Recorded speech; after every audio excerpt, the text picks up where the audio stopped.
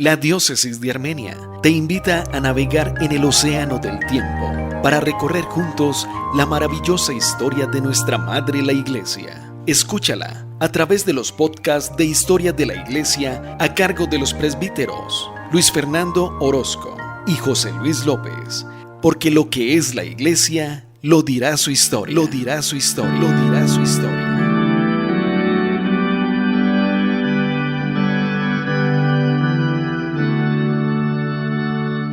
Buenas, bienvenidos una vez más a los podcasts de Historia de la Iglesia. Un saludo desde la Diócesis de Armenia, en compañía de nuestro querido estudiante de la Escuela Diaconal, Luis Fernando Pinzón. Un saludo para todos nuestros oyentes. Luis, ¿cómo vas? Padre, muy buenos días, ¿cómo está usted? Bien, gracias a Dios, aquí contento de poder participar nuevamente en esta tarea, podcast de la Historia de la Iglesia. Bueno, hemos estado avanzando en estos primeros siglos de la historia de la Iglesia. Hemos visto las persecuciones, la vida de los primeros cristianos, el culto, las celebraciones, pero también aparecen sombras inevitables, situaciones de fracturas, problemas en torno a la definición de lo que creemos, del dogma, distanciamiento de parte de algunos frente a esa verdad recibida por los apóstoles, y es lo que queremos compartir en este programa de hoy, el tema de las herejías y los cismas en la Iglesia que se han dado desde un comienzo y que lamentablemente o infortunadamente pues se seguirán dando porque estamos en el mundo, estamos en la historia, y parte de esa forma histórica de la Iglesia es estar sujeta a ese devenir en las interpretaciones de la Escritura que ha llevado a algunos a distanciarse, a tener una manera distinta de entender, y ha terminado generando a veces esas situaciones de incomprensión y de choque al interior de la Iglesia, y en ocasiones han terminado generando la fractura, que es lo que reconocemos como cisma. De eso vamos a hablar un poquito, vamos a ver como los principales cismas, las principales herejías en los primeros siglos, y pues seguimos avanzando en la nave del tiempo, pidiéndole al Señor que nos permita siempre construir en la unidad. Así es, Padre, y estas fracturas y estas divisiones que se presentaron en la Iglesia primitiva, vemos que generaron muchos inconvenientes. Ya Jesucristo, el mismo Jesucristo, nos lo había advertido cuando le decía a sus apóstoles y los llamaba a estar en guardia contra esos falsos cristos y profetas. Así fue también como San Pedro anunció a las comunidades también la llegada de esos falsos maestros. Y San Pablo, cuando enumera las obras de la carne, entre los celos, las discusiones, y eso también menciona las divisiones, y las ve de alguna manera también como la oportunidad para identificar quiénes tienen como esa oportunidad, esa probada virtud para realmente estar ahí en la Iglesia en ese momento. Bueno, ¿te parece si entramos a considerar un poquito el tema etimológico? Lo que tiene que ver con el significado de la palabra herejía, de dónde proviene, cuál es la raíz y qué es lo que finalmente pasa a significar. Así es, Padre. Etimológicamente, la palabra herejía viene de la palabra griega airesis, cuyo significado es elección o selección. Ya después, el latín no la lleva o no la traduce al término de secta. En el mundo griego, la herejía era una doctrina o una escuela filosófica de libre elección. En el judaísmo, la herejía como tal significaba partido o escuela religiosa. De hecho, los saduceos y los fariseos eran considerados en algún momento secta.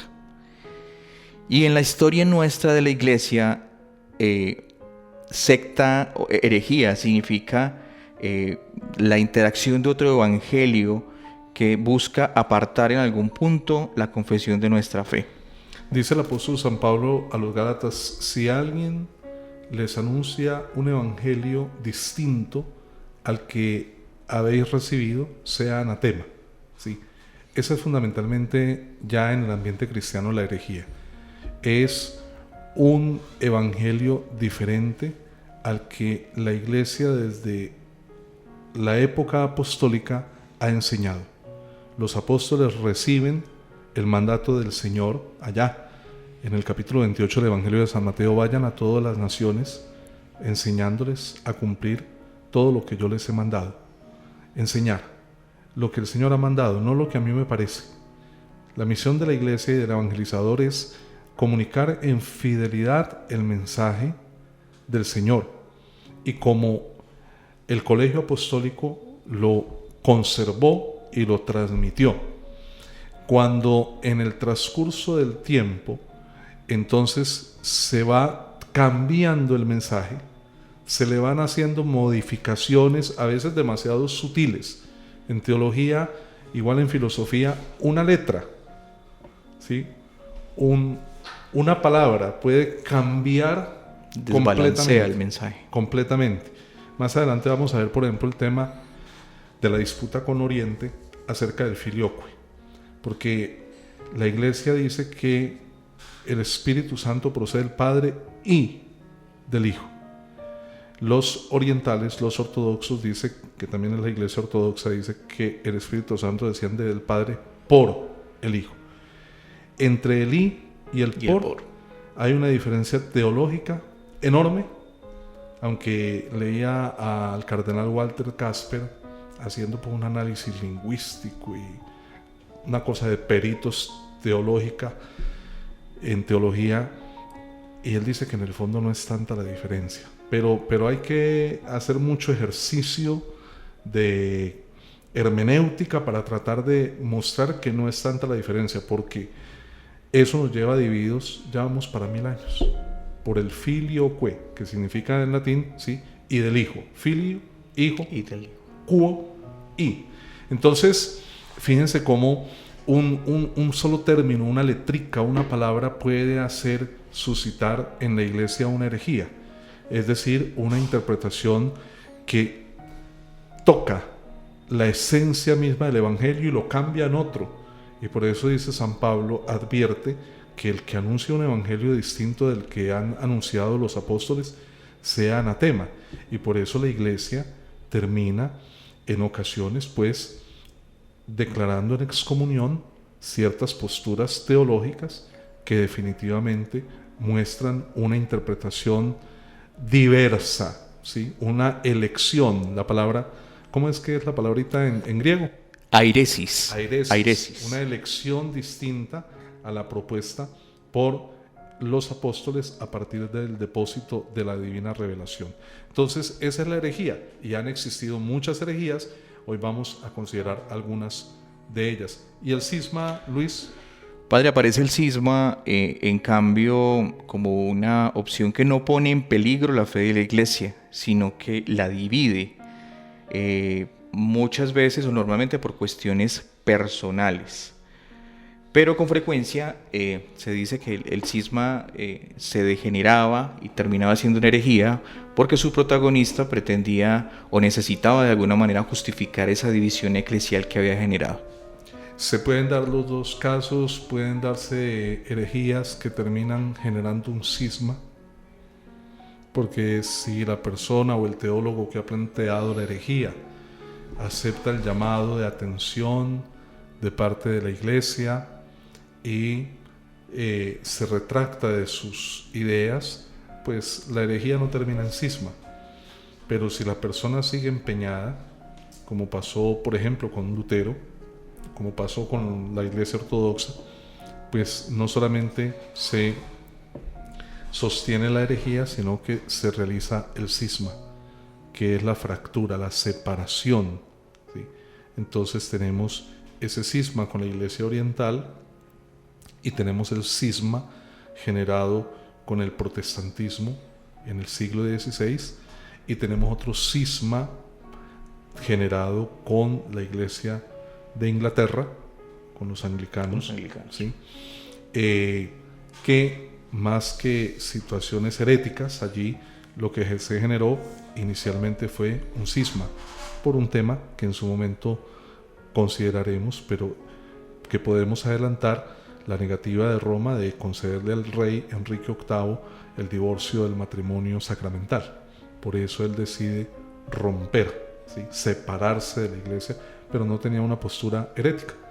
Simplemente se genera un cisma entre la iglesia de Roma, ¿sí?, la iglesia católica romana, y la iglesia anglicana. Por eso ellos se presentan y dicen que ellos son sacerdotes católicos anglicanos, porque para ellos, ¿sí?, y es algo de respetar, lo que sucede es que puede generar un poco de confusión en la gente, ¿sí?, porque dicen son católicos, pero dicen católicos anglicanos, no romanos, anglicanos, porque ellos sienten que su fe, su celebración es idéntica al catolicismo tradicional desde la época apostólica, y por eso ellos también se adjudican el término o el nombre católicos anglicano, hacen esa aclaración. Entonces, si alguna vez usted escucha decir que esta es una misa de rito católico anglicano, debe saber que no es una Eucaristía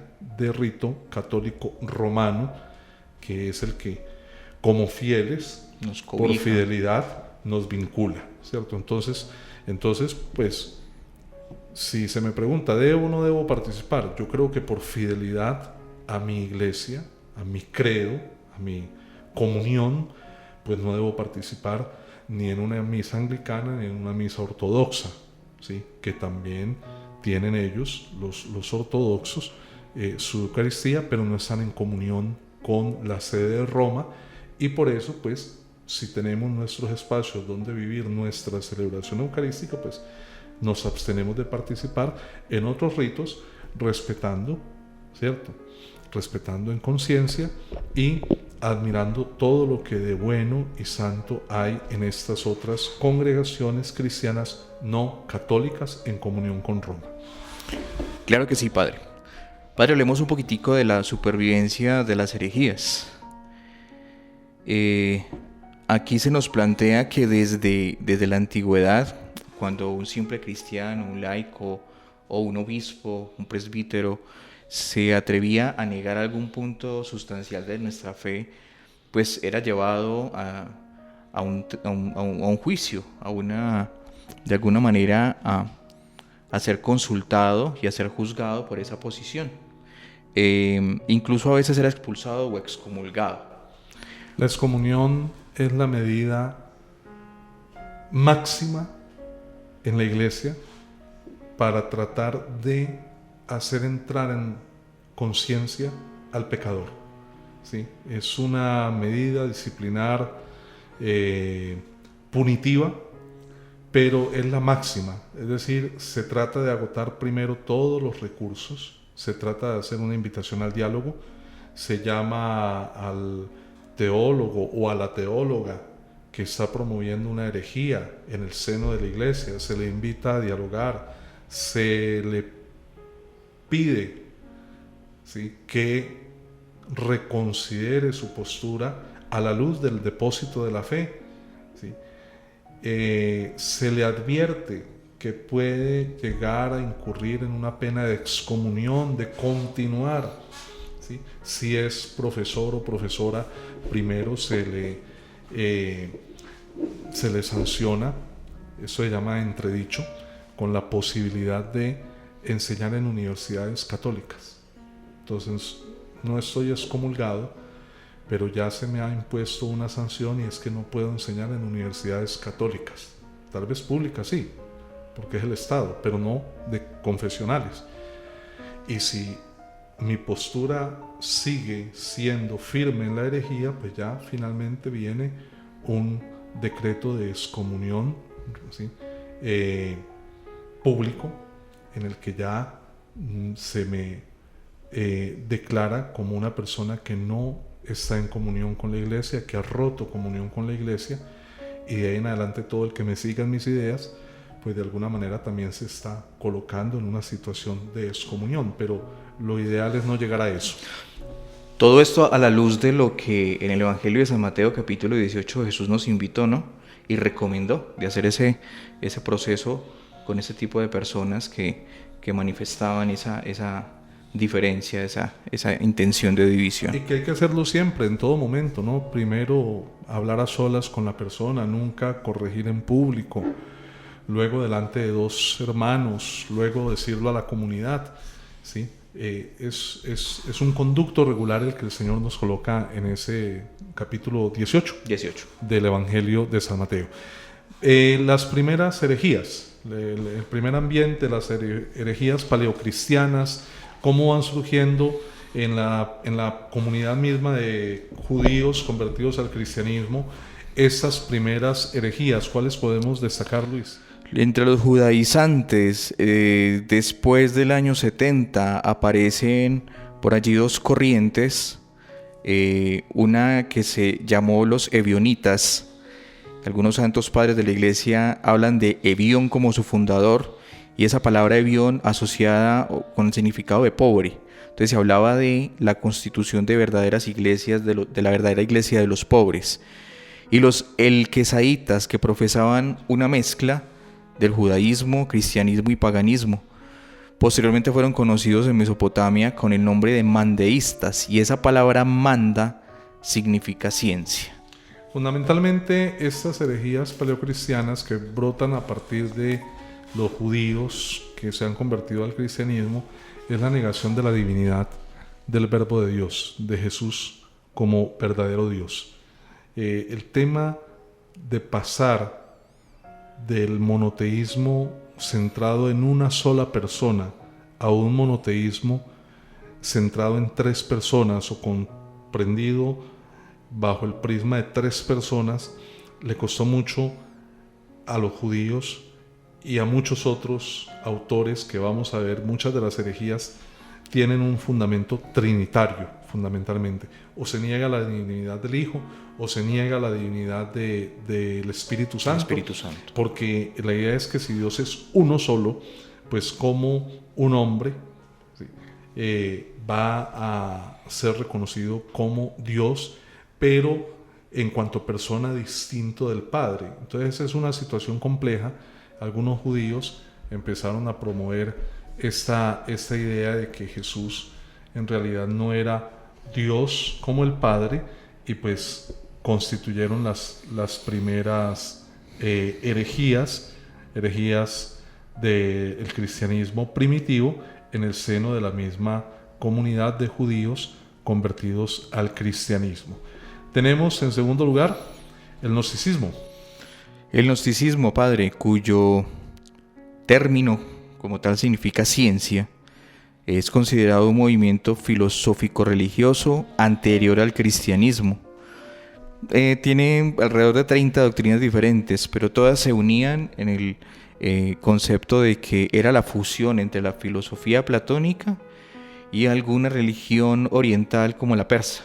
Sí, también un poco de pitagorismo, la idea de que el alma a través del estudio, a través del conocimiento, puede purificarse de toda injusticia y al momento de morir, pues finalmente liberarse del cuerpo, que es como una especie de prisión en la que se encuentra encerrada el alma, pero que si nos dedicamos a la filosofía, si nos dedicamos al estudio, pues podremos alcanzar ese estadio de liberación. Entonces, muy influidos por Platón están los gnósticos. Antes de la iglesia cristiana ya existía ese gnosticismo, ese movimiento de tintes filosóficos y religiosos. Después, cuando adviene el cristianismo, entonces va a darse como una especie de fusión y se va a crear un gnosticismo cristiano. ¿Cuáles son las principales características de ese gnosticismo cristiano? Pues ese gnosticismo cristiano, padre, pues primero hay que resaltar que a profundidad ingresó en el siglo II en Egipto y Asia.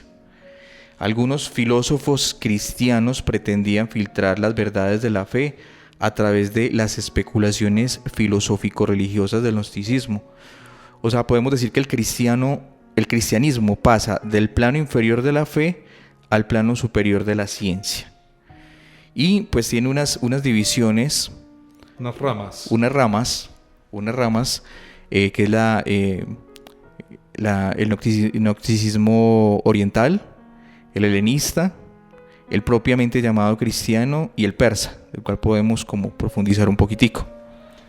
Hay ya en el Nuevo Testamento elementos de lucha, de advertencia de los apóstoles acerca de los riesgos y el peligro de la gnosis, de esas filosofías que pretendían de alguna manera hacer innecesario el misterio de la redención de Cristo.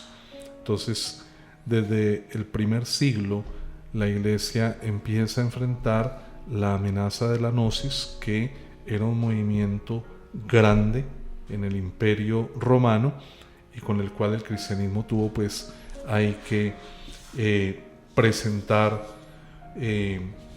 una batalla en el buen sentido de la palabra, ¿sí?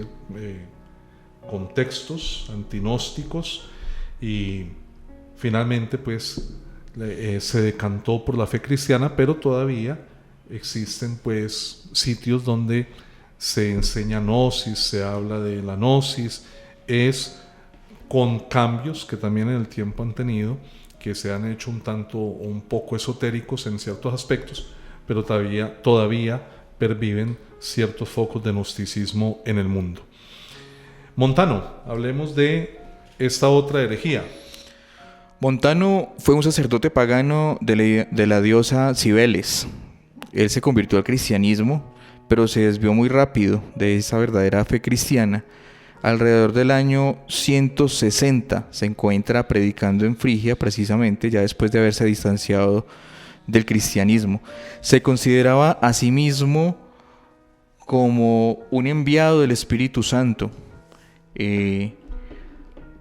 como un instrumento del Espíritu Santo, cuando no una encarnación del mismo, con la misión de conducir la iglesia a la perfección. Fue como la mayor herejía de Montano.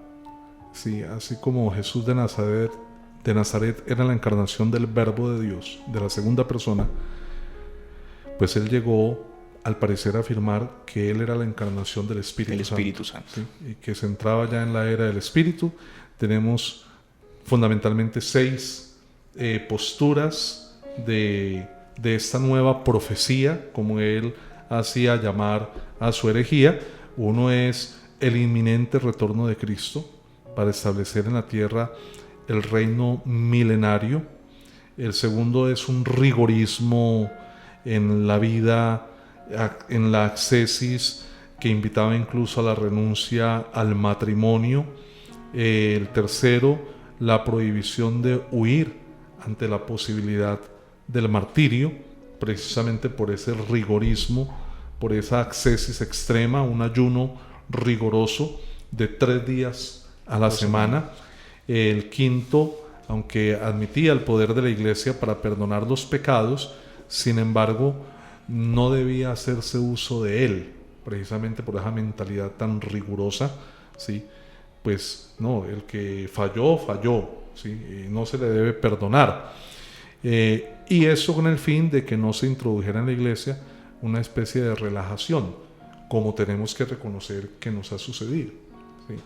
Hemos pasado de polo a polo, del rigorismo de Montano, del montanismo, de no perdonar pecados para que las personas mantengan la observancia irrestricta de las normas, de la ética o la moral, el que peque y reza empata, ¿no? Y mañana me confieso y no pasa nada.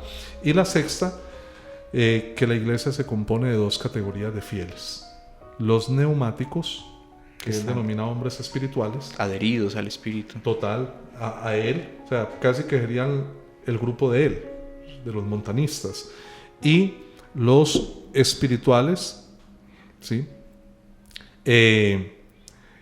Y los psíquicos, los hombres espirituales son los neumáticos, y los psíquicos, que son los cristianos que rechazan el montanismo, ¿sí? Entonces sería el resto del bloque de la iglesia que no estaba de acuerdo con estas ideas tan estrictas, tan radicales de Montano, pues se convertían simplemente en psíquicos, hombres en los cuales de pronto no se notaba la acción del Espíritu Santo, sino solamente el movimiento o el impulso de su propia alma.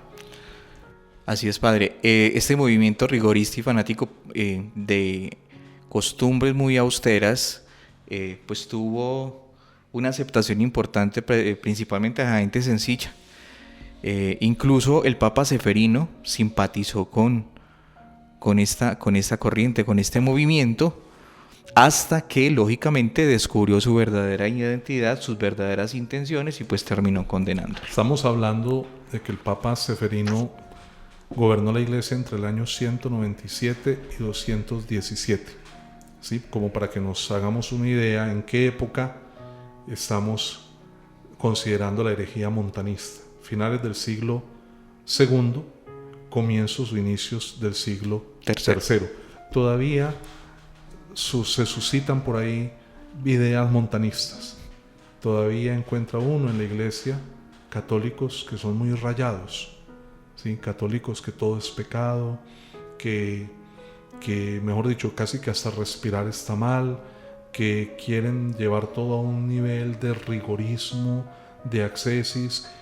Incluso he escuchado de pensar que la unión conyugal de los esposos por la iglesia, ¿sí? Que es impuro, ¿sí? Entonces hay que tener cuidado con estas mentalidades tan cuadriculadas, porque a veces terminan generando una serie de compulsiones obsesivas con el tema del comportamiento moral, porque finalmente aquí no se trata de nuestra pulcritud para poder obtener la salvación. Aquí se trata de que Dios nos amó primero, a pesar de nuestros pecados, y que Él nos ama a pesar de nuestros pecados, y sabe bien de qué estamos hechos, sabe bien que somos barro, que somos quebradizos.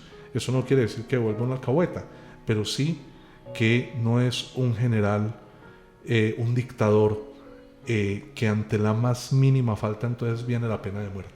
Hay que tener cuidado con el relajamiento, pero también con esos rigorismos y esos puritanismos, porque ambas conductas pueden ser nocivas para la vida de la iglesia. Claro que sí, padre.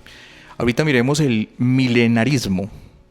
El milenarismo, otra herejía que surgió entre los primeros cristianos. Allí se vivía, estamos hablando en la misma época, se vivía una esperanza inminente del retorno de Cristo ante la persecución del Imperio Romano a la que estaban sometidos. Se pensaba entonces que Cristo establecería en la tierra un reinado de 1000 años, por eso el nombre de milenarismo, que posterior a ese reinado vendría Satanás a atacar de alguna manera, pero sería derrocado y posteriormente vendría la figura, el escenario del fin del mundo con la resurrección general y el juicio universal. Y es que el 1000 tiene una magia, un encanto, porque cuando se iba aproximando el año 1000, esta herejía resurgió bastante, y lo consideraremos cuando lleguemos a esta etapa de la historia de la iglesia. Muchas personas de verdad empezaron a creer que sería el retorno de Cristo al llegar el año 1000. Luego entonces fue el año 2000, y también por allá en la década de los años 90 hubo grupos anunciando 3 días de tinieblas. No sé si tú te acordarás de eso, que la Virgen había anunciado 3 días de tinieblas, 8 horas de terremotos en el mundo, una cantidad de cosas, ¿sí? Y entonces muchas personas empezaron a manejar una ansiedad con el tema, y qué iba a pasar cuando llegara el año 2000, y que si se iba a acabar el mundo. No sé si te acordarás una anécdota que que yo no sé qué profecía había dicho que en un día 6, de un mes 6, de un año terminado en 6, el demonio se iba a llevar a los niños sin bautizar. Eso fue el 6 de junio de 1996. Sí lo recuerdo, padre, porque fue muy sonado. Incluso recuerdo que en mi colegio, de manera de anécdota también, suspendieron las clases esa tarde. Porque hubo algún Hasta tipo llegaron. hasta allá llegaron. Y también... El obispo, Monseñor Roberto López, yo recuerdo muy bien eso, porque entonces se desató una prisa por hacer bautizar niños en ese domingo previo a esa fecha, porque el tema era que los niños que no eran bautizados ese día no iban a amanecer, se los iban a llevar a un rapto, algo así. Entonces se estaba creando tal pandemia psicológica frente a eso que el obispo dijo: no me bautizan, porque bautizarlos era alimentar el fetiche. Entonces Monseñor Roberto dijo: no bautizan niños, los bautizos quedan pausados hasta después de esto. Y hubo un sacerdote, no voy a decir quién, que vio la oportunidad para bautizar a todos los muchachitos. Y dijo: no, pues. Entonces decidió como hacer un poco caso omiso al obispo y abrió tanda para bautismos, y a esa parroquia llegó gente de toda Armenia, y no sé si de otros pueblos, no sé, pero fueron decenas de bautismos. Yo no me acuerdo si fueron 70, 80 bautismos, no recuerdo cuántos. Eso sí, ya no lo puedo asegurar, hace muchos años. Yo estuve ahí, porque estuve ahí, y eso salió en el periódico, toda la cuestión de... entonces, el tema como la herejía milenarista encuentra mentalidades que un poco con el tema de cábalas, de números, se prestan para creer ingenuamente en ese tipo de cálculos y de pensar o afirmar que entonces algo va a pasar cuando se está acabando el milenio. Así es, padre. Bueno, llegamos al punto, ya lo había mencionado usted hace unos minutos, hablando de la Santísima Trinidad, donde nos corresponde tocar un poco las herejías que precisamente atacaron a la Trinidad, las herejías conocidas como antitrinitarias de esos 3 primeros siglos. Y partimos de 2 principios fundamentales que componen nuestra fe cristiana. La primera, que es la existencia de un solo Dios. Y la segunda, que el Padre es Dios, el Hijo es Dios y el Espíritu Santo es Dios. Toda herejía trinitaria va a chocar con eso, porque va a partir de una concepción monárquica. La palabra monárquico tiene que ver con un solo principio, ¿sí? Monos, uno; arge, un solo principio, un solo gobierno, ¿sí? Por tanto, no pueden haber 3. Entonces, desde una percepción monarquianista, hay que sacrificar, ¿sí?, la divinidad del Hijo, ¿sí?, y la divinidad del Espíritu Santo, ¿sí? Unos se enfocaron en negar la divinidad del Hijo, otros se enfocaron en negar la divinidad del Espíritu Santo, y así estas herejías antitrinitarias las vamos a ver surgir durante los siglos II, III y IV, y es donde la Iglesia va a tener que convocar los concilios, el concilio de Nicea, para salir al frente al arrianismo, que niega la divinidad del Hijo, y el concilio de Constantinopla, para salir al paso a la herejía que negaba la divinidad del Espíritu Santo. Y por eso, ante la herejía arrianista, dice que Jesús es de la misma ousia, de la misma naturaleza del Padre. Y frente a la herejía que negaba la divinidad del Espíritu Santo, dice el concilio niceno-constantinopolitano que el Espíritu Santo procede del Padre y del Hijo, y que con el Padre y el Hijo recibe una misma adoración y gloria. Si la adoración es la misma, la gloria es la misma, es porque es Dios como el Hijo y como el Padre. Macedonianismo. es el nombre de la herejía que negaba precisamente la divinidad del Espíritu Santo. El macedonianismo. Bueno, ¿qué otras herejías tenemos ahí trinitarias? Pues tenemos una división del monarquianismo, un monarquianismo dinamista o adopcionista. Esta herejía afirmó que Cristo era puro hombre, fue puro hombre, pero que nació milagrosamente de la Virgen María. Y que Dios, que aquí es donde viene la conexión con su nombre adopcionista, que Dios le infundió un poder sobrenatural y lo adoptó como hijo. Entonces, poder en griego es dynamis. Dynamis. Dynamis. Entonces, Dios le infundió una dynamis, un poder a ese hombre, y por eso esa rama del monarquianismo es dinamista o también adopcionista, porque en el momento en que le infunde la dynamis, lo adopta como hijo, como un hijo especial, un hijo muy querido, pero sigue siendo un hombre. Entonces es monarquianismo adopcionista. Pero tenemos también uno que se denomina modalista. O patripaciano. Ahí los autores de esta herejía enseñaban que Dios Padre, Dios Hijo y Dios Espíritu Santo son una sola y misma persona. Y que el Padre, pues entonces, al ser la única persona, se manifestó de distintos modos. Incluso afirman que el Padre fue el que padeció, sufrió en la cruz, por eso su nombre patripaciano. Ese era su concepto y su ataque a la Trinidad. Sí, es importante destacar, por ejemplo, esto, un caso bien concreto. Nuestro obispo tuvo acá un programa que llamaba Recetas Espirituales y utilizaba el atuendo de un chef. De un chef, sí. De un chef, ¿cierto?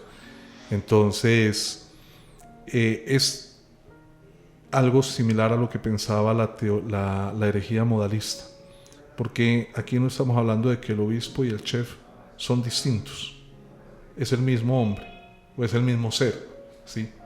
Es el mismo ser que ya está en modo obispo cuando celebra la Eucaristía, y luego para hacer su programa de recetas espirituales, modo chef, pero es el mismo, ¿sí? Digamos así, que disfrazado, ¿sí?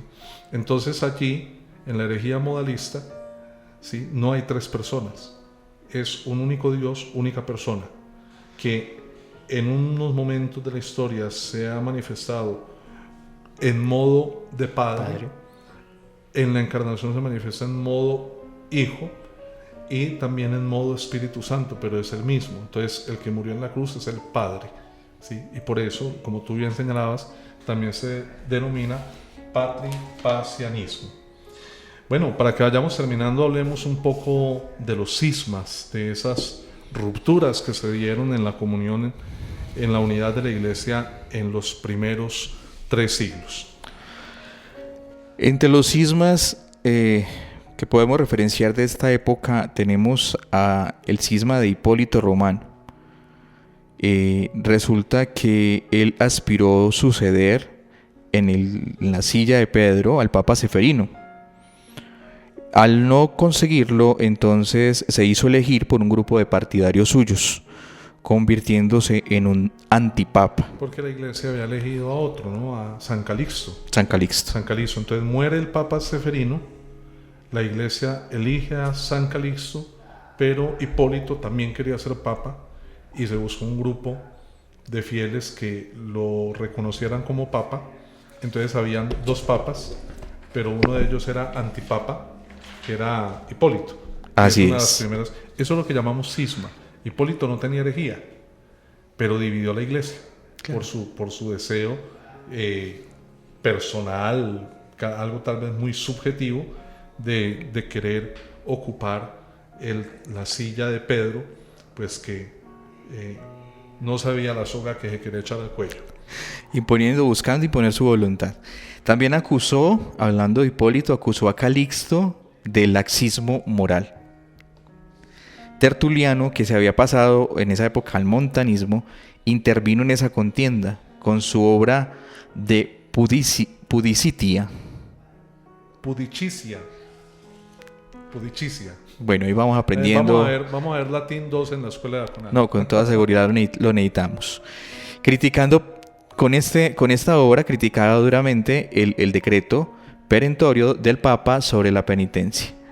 Tenemos también el cisma de Novaciano. El cisma de Novaciano después de la persecución de Decio. Una negación absoluta de la posibilidad de reconciliación de los apóstatas después de la persecución de Decio, y finalmente la Iglesia romana concedió de que se podía dar esa segunda oportunidad, ese arrepentimiento, esa conversión, y Novaciano estaba empeñado, ¿sí?, en que no, ¿sí?, y entonces constituyó el cisma de Novaciano al no querer reconocer la decisión de la Iglesia en Roma. Así es. Luego tenemos a Novato y Felicísimo, perdóneme, padre, ahí la pronunciación. Por el mismo tiempo y por los mismos motivos de la reconciliación de los apóstatas, pero en este caso llevándole la contraria al cisma de Novaciano. Lo querían ya. Exactamente. Novaciano era que del todo lo negaba, y estos era que querían que se les concediera la reconciliación sin ningún proceso penitencial, sin ningún examen en el tiempo para ver si su arrepentimiento era sincero, sino que querían que fuera algo inmediato. Finalmente, y para concluir nuestro programa, una enseñanza que a mí me parece importante, sobre todo para los oyentes que son creyentes, porque este programa está dirigido a todas las personas, tanto a creyentes como no creyentes que quieran conocer un poco la historia de la Iglesia, pero importante para nuestros creyentes. El Papa es principio de comunión en la Iglesia universal. No importa si me agrada o no me agrada el Papa. No me importa si es cara de pastel como Juan Pablo II o tiene un rostro adusto como Benedicto. Porque es que aquí no se trata de complacencias personales. Aquí se trata de garantizar la comunión de la Iglesia. Y entonces, de tal modo que lo que el Papa nos enseña, hacemos adhesión y comunión con Él, ¿sí?, independientemente de nuestras ideas o pareceres personales, que a veces pueden ser laxos, a veces pueden ser muy rigoristas. Entonces yo puedo ser muy progresista y no me gusta este Papa porque es muy conservador. El otro dice, no, es que yo soy conservador y no me gusta este Papa porque es muy liberal. No se trata de caer en ese juego. El Papa es el obispo de Roma y una de sus tareas es contribuir a la unidad de la Iglesia. Y no importa si se llama Benedicto, Juan Pablo, Juan, Francisco y el que haya mañana. Lo importante es obedecerle, porque somos comunión. Y el obispo es el principio de la unidad en la Iglesia particular. Y ocurre exactamente lo mismo. No se trata de que yo le obedezco porque a mí este obispo me cae bien, o porque me parece que este sí es chévere según mis criterios. No, es el obispo. E independientemente de mis posturas o pareceres personales y las tuyas y las de nuestro grupito de oración, es el obispo. Gústenos o no nos guste, es el obispo. Y lo que él establezca, las directrices que él dé para la Iglesia diocesana, pues hacemos comunión, porque ese es el principio de la unidad de la Iglesia. Cuando eso se nos olvida, aparecen los cismas, aparecen las divisiones, aparecen los obispos que no le quieren hacer caso al Papa, aparecen los párrocos que no le quieren hacer caso al obispo, aparecen los diáconos que no le quieren hacer caso al obispo o que no le quieren hacer caso al párroco, aparecen los fieles que no escuchan la voz del párroco. Entonces la Iglesia ya no es Iglesia, porque ya no es el cuerpo místico de Cristo que es indiviso, sino que se convierte en una cantidad de células fragmentadas siguiendo hombres y siguiendo las ideas de cada uno de nosotros. Sí, padre, y yo creo que de alguna manera nosotros, evangelizados, laicos, en nuestro rol de catequistas, transmisores de mensaje, transmisores de fe, también podemos caer